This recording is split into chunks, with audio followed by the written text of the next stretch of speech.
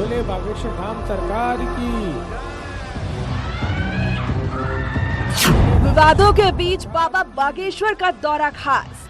को चुनौती की बात लेकर या लेटर लेकर क्यों नहीं भेजा? 2 फरवरी को प्रयागराज में होगा प्रवास। और सर में मारो इसके, और सर में मारो। प्रशासन से मिली है कार्यक्रम की अनुमति। क्या संगम सुनेगा धीरेन्द्र कृष्ण की विनती? को चुनौती की बात लेकर या लेटर लेकर क्यों नहीं भेजा?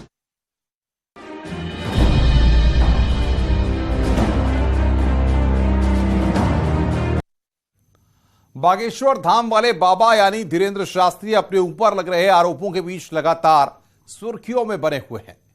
दरअसल हिंदू राष्ट्र का मुद्दा उठाने के बाद बागेश्वर धाम के पंडित धीरेन्द्र शास्त्री मैदान में भी उतर गए हैं। संतों को जुटाने के संकल्प के साथ बाबा बागेश्वर का कल संगम नगरी प्रयागराज का दौरा है। हटा के बता, इतना बड़ा वाला बहादुर ही है वो तुम। वो आए, जो हमें प्रेरणा लगेगी वो हम लिखेंगे और जो कलमबद्ध करेंगे वो सत्य निकलेगा। हमें अपने इष्ट पर इतना भरोसा है। हमारा ज्यादा बात विवाद में हमें उत्तर इसलिए नहीं देते क्योंकि हाथी चले बाजार, कुत्ता भौंके हजार। हालिया विवादों के बीच बागेश्वर धाम वाले पंडित धीरेन्द्र कृष्ण शास्त्री के प्रयागराज आने पर सस्पेंस खत्म हो गया है। 2 फरवरी को धीरेन्द्र कृष्ण शास्त्री संगम नगरी में रहेंगे। पहले ऐसी खबरें थीं कि पंडित धीरेन्द्र शास्त्री के कार्यक्रम को सुरक्षा कारणों से अनुमति नहीं दी गई है।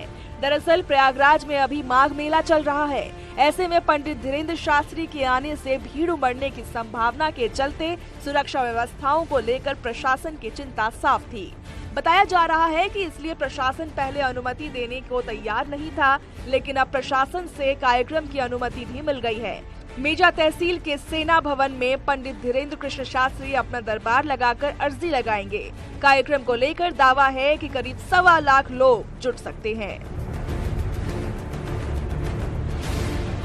बागेश्वर धाम सरकार के महंत और कथावाचक धीरेन्द्र कृष्ण शास्त्री 2 फरवरी को संगम नगरी प्रयागराज के दौरे पर आ रहे हैं।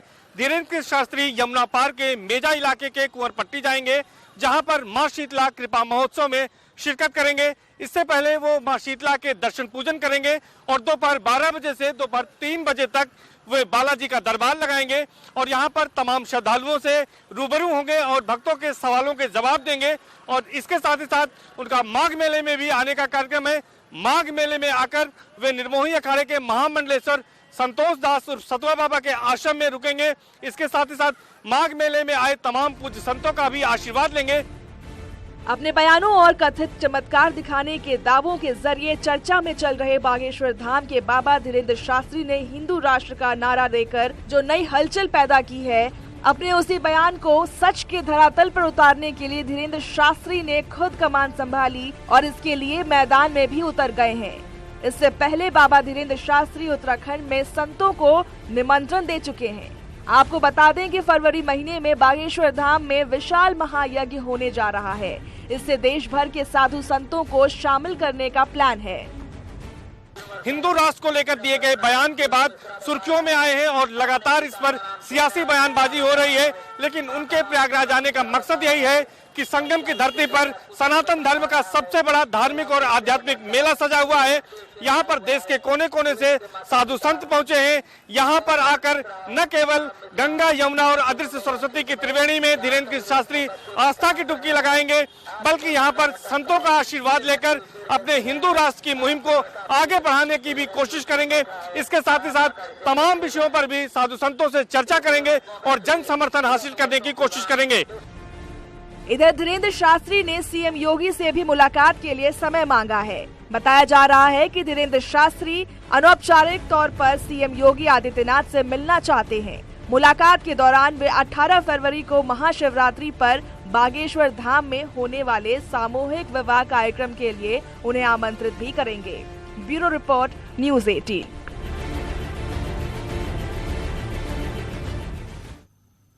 बागेश्वर धाम के बाबा अपनी हरकतों और तौर तरीकों के कारण ही चर्चा में हैं। वे कभी अपने भक्तों पर डपट पड़ते हैं तो कभी दरबार में मौजूद उनके भक्त विचित्र विचित्र हरकत करने लगते हैं। इन सब को लेकर बाबा के अपने दावे हैं और विरोध करने वालों के अपने दावे। हटा के बता कौन है यहाँ सेवा में।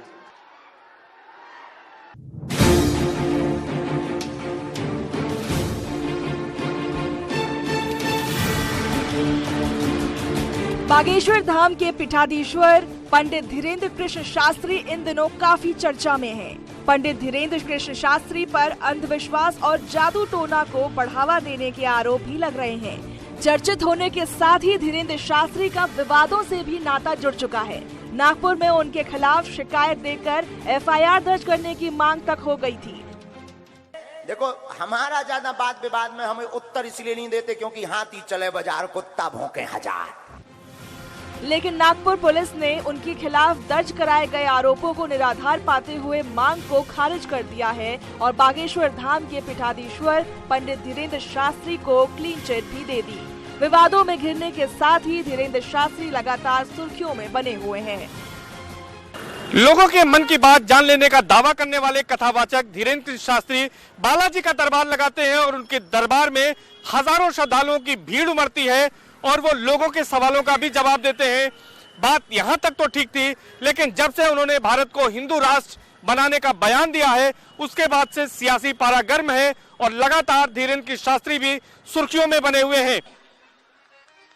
अबे पैसा नहीं है इतना, वरना हम भी बुलडोजर खरीदेंगे और जो राम के काज पे और सनातनीय महात्माओं पर, संतों पर और भारतीय सनातनीय हिंदुओं पर पत्थर चलाएगा, हम बुलडोजर उसके घर पर चलाएंगे।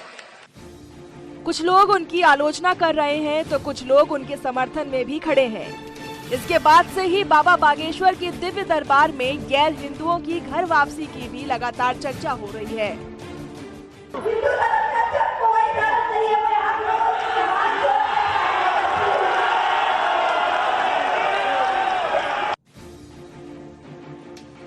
दिव्य दरबार में आने के बाद सुल्ताना बेगम धीरेन्द्र शास्त्री के कथित चमत्कार को देखकर हैरान रह गई थी। धीरेन्द्र शास्त्री के सीधे बजरंगबली के सामने अर्जी लगाते देख दंग रह गई।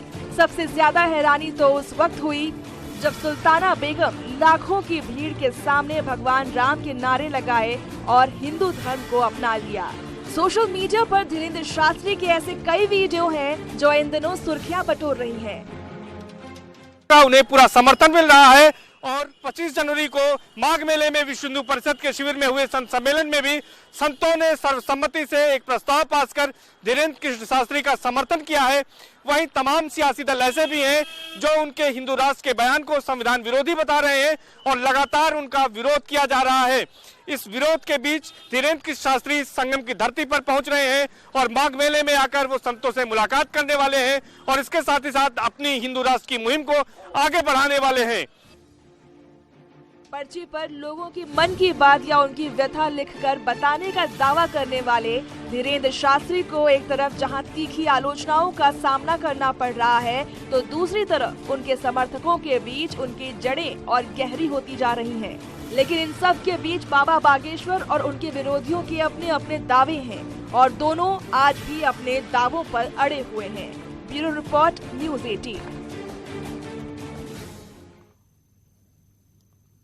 रुक रहे हैं यहां पर एक ब्रेक के लिए। ब्रेक के बाद खबरों का सिलसिला लगातार जारी है।